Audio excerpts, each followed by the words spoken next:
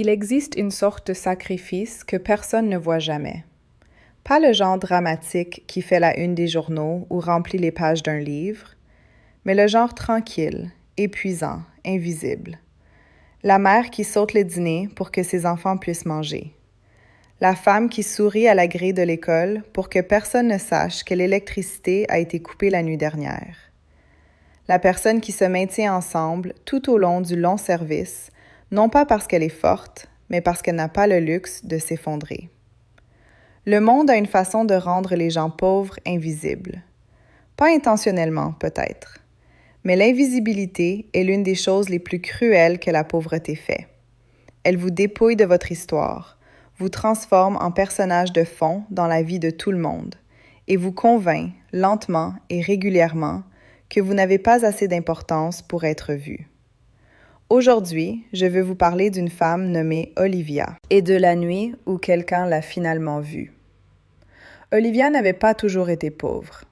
Il y avait eu un temps, pas si longtemps, même si cela semblait une autre vie, où les choses n'étaient pas faciles, mais elles étaient stables. Elle et son mari Wyatt construisaient quelque chose de petit et d'honnête ensemble. Un appartement en location avec des meubles de seconde main et une table de cuisine qui branlait à moins de caler un pied. 2 garçons, Noah et Liam, nés le même jour dans la même salle d'hôpital, remplissant l'appartement du bruit et de la chaleur particuliers d'enfants qui sont genuinement, sans effort, heureux. Et Wyatt, stable, fiable, épuisé Wyatt, qui conduisait son taxi 12, parfois 14 heures par jour, parce que c'est ce que les calculs exigeaient, et parce qu'il aimait sa famille de la façon d'un homme qui montre l'amour en se présentant. Il est mort un mardi de février. Pas de quelque chose de dramatique ou de violent. Il est mort d'épuisement et d'un cœur qu'on avait poussé au-delà de ses limites trop longtemps. Les médecins l'ont appelé arrêt cardiaque. Olivia l'a appelé le monde demandant trop à un homme bon et obtenant exactement ce qu'il demandait. Elle avait 29 ans quand ils l'ont enterrée. Les jumeaux avaient 6 ans. Elle avait 42 € sur le compte courant et 2 mois de loyer déjà en retard. Je veux que vous compreniez à quoi ressemblaient réellement les années qui ont suivi. Pas en termes abstraits, mais dans les détails spécifiques, quotidiens, épuisants, dans lesquels vit la pauvreté. Elle vivait dans les chaussures des jumeaux, qui étaient de la mauvaise pointure, parce que la bonne pointure coûtait 11 € de plus, et 11 € représentaient la différence entre l'électricité allumée ou éteinte. Elle vivait dans la façon dont Noah et Liam rentraient de l'école plus silencieux qu'avant, et dans la façon dont Olivia apprit finalement que les autres enfants les avaient surnommés les frères crasseux, parce que leurs vêtements étaient usés jusqu'à la trame et sentaient parfois l'humidité qui vivait dans les murs de leur immeuble. Elle lavait tout à la main, parce que la laverie automatique coûtait 4 € par machine, et 4 € représentaient un repas. Elle lavait et elle étendait, et elle les envoyait aussi propres et aussi repassés qu'elle pouvait gérer, et ça ne suffisait toujours pas, et elle n'y pouvait rien, et cette impuissance était son propre genre de deuil. Elle travaillait à la Couronne du Roi, un restaurant qui existait dans un monde différent de celui dans lequel Olivia vivait, un monde de nappes blanches et de cartes des vins, et de plats dont le prix dépassait ce qu'elle gagnait en une journée. Elle travaillait en cuisine. Au poste plonge, où l'eau était toujours trop chaude et la vapeur montait en colonne, et les assiettes revenaient en piles qui semblaient conçues pour donner l'impression que le travail était interminable. Elle était bonne à ça. Elle était rapide. Elle ne se plaignait pas. Elle prenait tous les services disponibles et les prenait sans négocier parce que le mot « disponible » était le seul qui comptait. Elle quittait l'appartement à 16 heures, quand la fille de la voisine rentrait de l'école pour s'asseoir avec les jumeaux. Elle rentrait après minuit. Les nuits où la fille de la voisine avait des projets, Olivia laissait de la nourriture sur la table et des instructions strictes et disait à Noah, qui avait 7 minutes de plus que Liam et prenait la responsabilité avec un sérieux qui lui brisait le cœur, qu'il était en charge. Un garçon de 9 ans, en charge, parce que sa mère ne pouvait rien se permettre d'autre. Elle rentrait ces nuits-là et se tenait dans l'embrasure de leur chambre et les regardait dormir, et ressentait ce genre particulier d'amour qui est presque indiscernable de la douleur. La fin était la partie la plus difficile. pas sa propre faim. Elle s'était presque habituée au vide constant et sourd qui vivait dans son estomac, de la façon dont on s'habitue à un son qui ne s'arrête jamais. Sa propre faim, elle pouvait la gérer. C'était la faim des jumeaux qui la défaisait.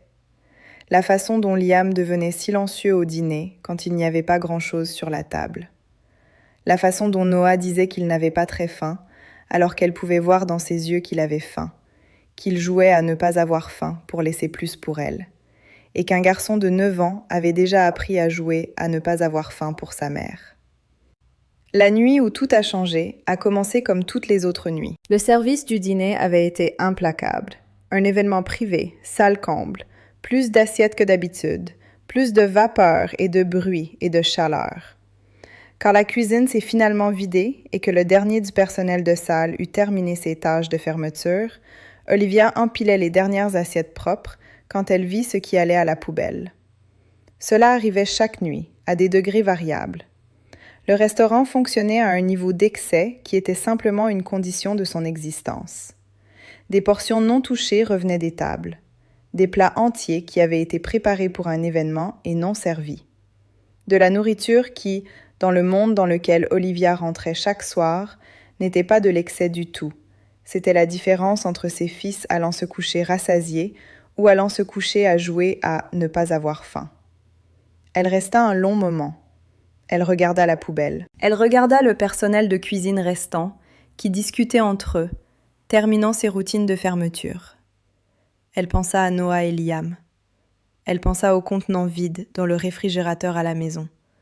Elle pensa au fait que cette nourriture allait à la poubelle et que ses enfants avaient faim, et que ces deux faits, existant simultanément dans le même monde, ressemblaient à une accusation de quelque chose qu'elle n'avait pas fait.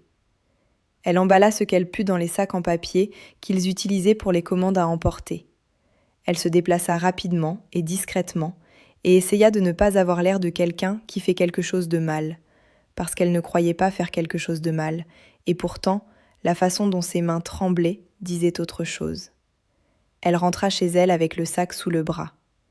Ce qui s'est passé à la table de cuisine ce soir-là était le genre de moment qui reste avec vous. Noah et Liam étaient encore éveillés. Ils l'attendaient toujours. Encore une chose qu'elle leur avait dit de ne pas faire, et encore une chose qu'elle n'avait pas le cœur d'imposer.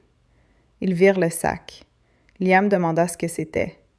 Elle le posa sur la table et l'ouvrit, et regarda ses fils contempler de la vraie nourriture, de la vraie viande, de vrais légumes, une portion de quelque chose de coûteux et de parfumé qui avait été destiné à quelqu'un qui l'avait laissé dans son assiette. Et les regarda manger avec l'intensité tranquille et concentrée d'enfants qui ont genuinement, vraiment faim. Noah leva les yeux vers elle à un moment et dit « Maman, c'est la meilleure chose que j'ai jamais mangée. » Et elle sourit et acquiesça, et alla aux toilettes et pleura pendant 3 minutes, puis se lava le visage et revint et demanda s'ils en voulaient encore. Elle continua à le faire. Pas chaque nuit, seulement quand la nourriture allait clairement à la poubelle, seulement l'excès, seulement ce qui serait de toute façon rien. Elle se dit que cette distinction importait, et elle le croyait.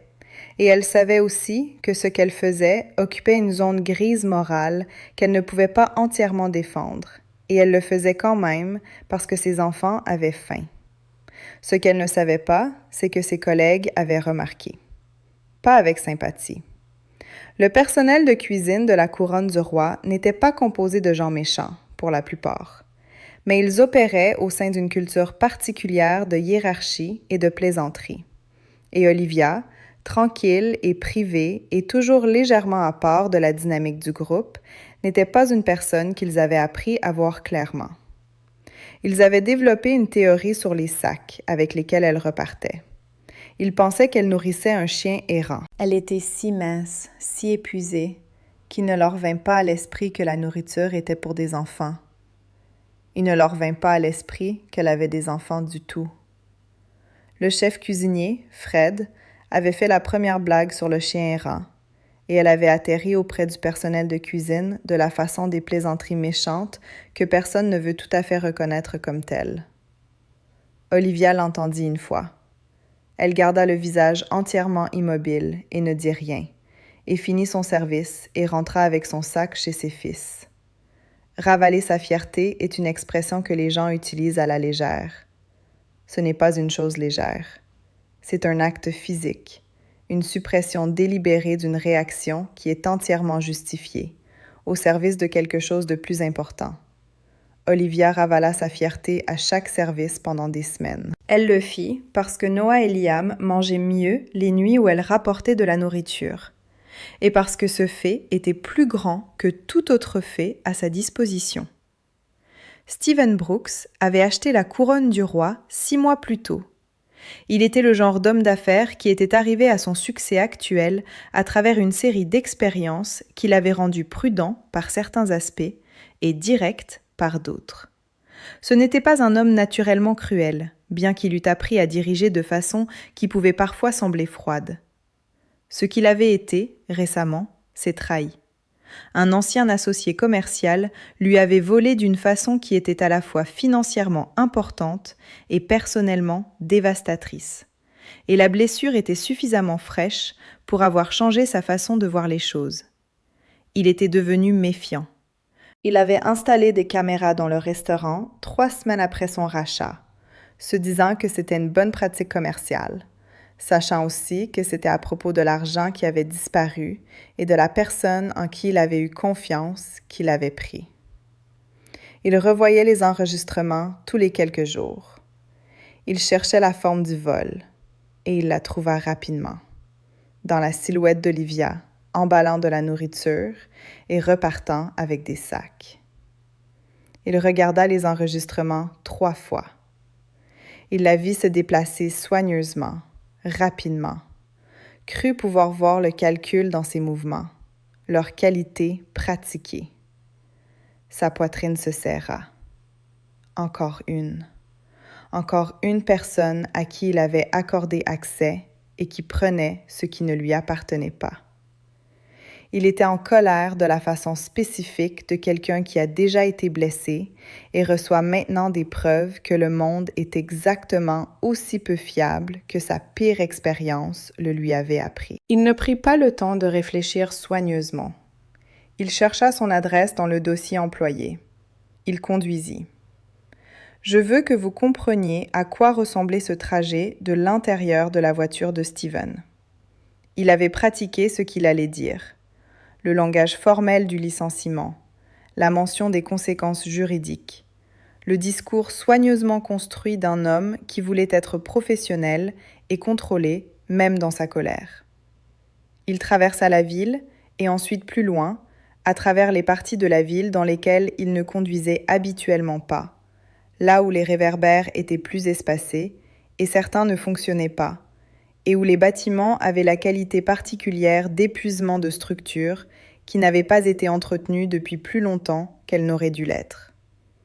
Il conduisit, et le discours se rejoua dans sa tête, et il se sentait entièrement certain de ce qu'il était sur le point de faire. Il n'était pas certain de ce qu'il était sur le point de voir. Son immeuble était le genre qu'on reconnaît instinctivement comme un endroit où les gens survivent, pas où ils vivent. Il trouva le numéro d'appartement et frappa à la porte. Et pendant les 30 secondes qu'il fallut pour que quelqu'un réponde, il se tint dans le couloir et sentit sa certitude commencer, presque imperceptiblement, à vaciller. Il n'aurait pas pu expliquer pourquoi. Il se dit que ce n'était rien. La porte s'ouvrit et Olivia se tint là. Elle portait les vêtements dans lesquels elle s'était changée après le travail. Un sweatshirt qui avait été lavé tellement de fois qu'il avait perdu sa couleur. Un pantalon de survêtement avec une petite déchirure au genou.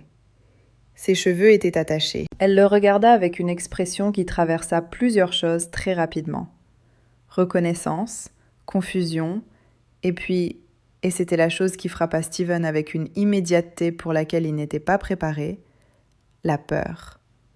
Une vraie peur. Le genre qui se produit dans le corps avant que l'esprit ait le temps de le construire. Il ouvrit la bouche. Il avait le discours prêt. Il l'avait pratiqué pendant tout le trajet. Il regarda au-delà d'elle dans l'appartement. La cuisine était visible depuis le seuil. La lumière au plafond était du genre faible et jaunâtre qui révèle plutôt qu'il n'illumine, Elle montrait le linoléum fissuré et la table qui avait besoin d'être remplacée, et les chaises de seconde main, et les 2 petits garçons qui étaient assis à cette table, en train de manger. Ils mangeaient la nourriture des sacs qu'elle avait rapportés. Ils pouvaient voir ce que c'était. Ils pouvaient voir l'emballage en papier à emporter. Ils pouvaient voir la façon dont ils mangeaient. Pas comme les enfants mangent quand la nourriture est abondante et banale, mais comme les enfants mangent quand la nourriture devant eux compte, quand ils ont genuinement faim et genuinement reconnaissance. Et cette distinction est visible dans chaque mouvement. Il regarda les jumeaux. Il regarda Olivia. Il regarda l'appartement. Le discours ne vint pas. Ce qui vint à la place fut la sensation physique spécifique d'une personne qui a entièrement tort sur quelque chose. Pas une petite erreur, mais une méprise fondamentale d'une situation, un échec à comprendre ce qui se passait réellement devant lui. La colère qu'il avait alimentée depuis qu'il avait regardé les enregistrements ne disparut pas exactement, mais elle perdit toute sa direction, toute sa certitude. Ce qui la remplaça était quelque chose de beaucoup plus inconfortable. Quelque chose qui était de la culpabilité et de la honte, et une sorte de deuil pour l'hypothèse qu'il avait faite et le discours qu'il avait pratiqué, et la version d'Olivia qui n'avait existé que dans sa tête pendant le trajet. Il essaya de parler 2 fois. Les 2 fois, ce qui sortit fut inadéquat. Il réussit finalement à dire qu'il était désolé, qu'il avait fait une erreur, qu'il n'aurait pas dû venir, qu'il était vraiment, genuinement désolé. Il rentra chez lui en silence. Il ne rejoua pas le discours. Il resta avec ce qu'il avait vu, qui n'était pas ce qu'il s'était attendu à voir, qui était la chose la plus importante qu'il avait apprise depuis très longtemps.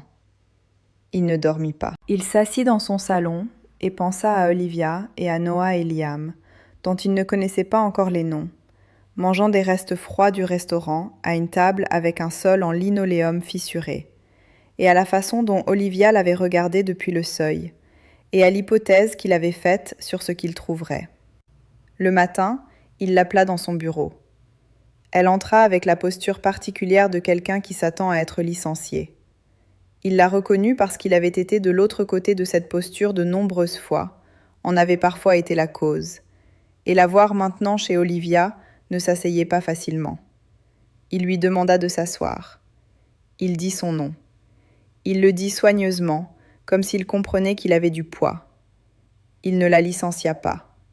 Il lui dit que ce qu'il avait vu la nuit précédente était resté avec lui, qu'il y avait pensé toute la nuit, qu'il comprenait maintenant ce qui s'était passé et pourquoi, et qu'il avait honte de la façon dont il était arrivé à sa porte. Il fit glisser une enveloppe sur le bureau.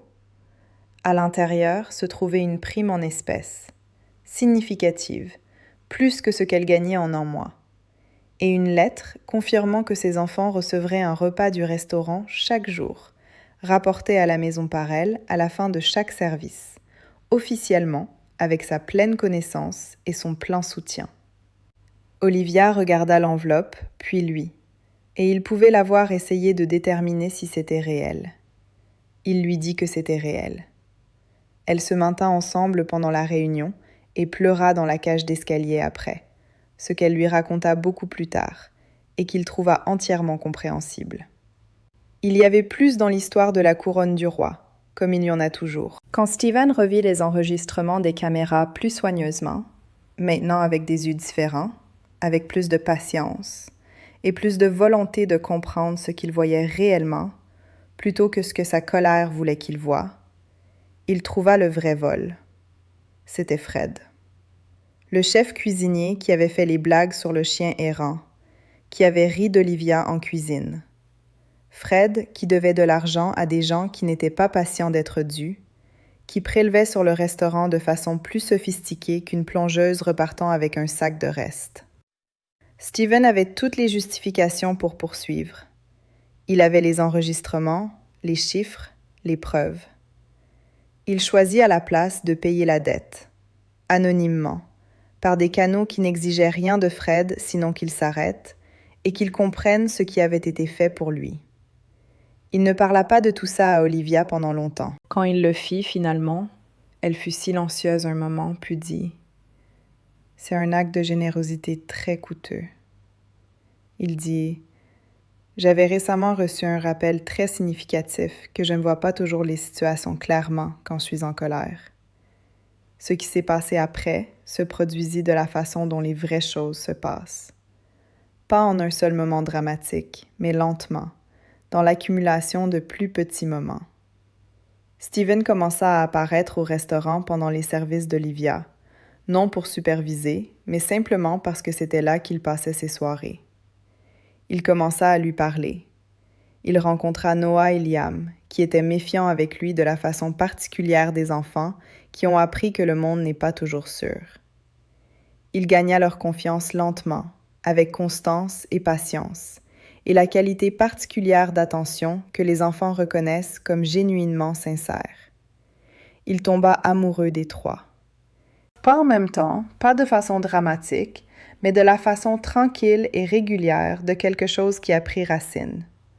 2 ans plus tard, l'appartement avec le linoléum fissuré et la table branlante était un souvenir. La maison dans laquelle ils déménagèrent avait une cuisine assez grande pour 5 personnes cuisinant ensemble à la fois, ce qu'ils faisaient chaque dimanche, et un jardin où Noah avait planté un potager et Liam avait revendiqué un coin pour ses fusées miniatures. Steven adopta les jumeaux légalement, un jeudi d'octobre, et Noah pleura au tribunal et prétendit avoir quelque chose dans l'œil, ce que tout le monde accepta gracieusement. Olivia pensait encore à Wyatt. Elle le ferait toujours. Elle pensait à lui le plus dans les moments d'abondance, la cuisine du dimanche, le jardin, les garçons endormis dans des chambres qui étaient chaudes et sèches et entièrement les leurs, et elle pensait « il aurait adoré ça ». Il aurait construit des choses dans le jardin et conduit Noah et Liam à leurs activités, et se serait assis à la table de cuisine, avec le café qui coule, et aurait été exactement, complètement, là où il appartenait. Elle le porta avec elle. Elle se laissa être heureuse. Les 2 choses étaient vraies en même temps, et elle avait appris qu'elles étaient autorisées à l'être. Je veux vous laisser avec ce que cette histoire signifie pour moi, parce que j'y ai beaucoup réfléchi. Nous parlons de richesse comme si c'était un chiffre, comme si la mesure de la valeur d'une personne et de sa capacité à contribuer au monde était lisible dans ce qu'elle possède ou ce qu'elle gagne. Nous oublions, ou peut-être ne l'apprenons-nous jamais, que les choses les plus importantes qui se passent entre les gens n'ont rien à voir avec ce qui est dans un compte en banque. Elles ont à voir avec si vous pouvez regarder au-delà de votre propre colère assez longtemps pour voir ce qui est réellement devant vous. Si vous êtes prêt à vous asseoir avec l'inconfort d'avoir eu tort.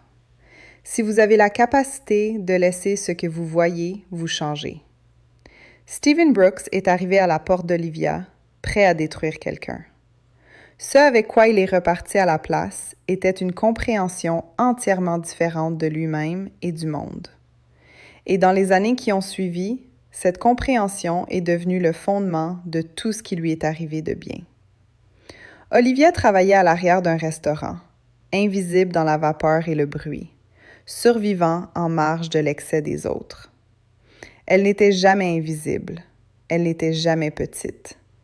Elle faisait la chose la plus profonde qu'une personne puisse faire, tranquillement et sans reconnaissance, chaque soir.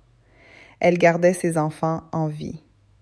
Ce n'est pas une petite chose, c'est toute la chose, c'est tout.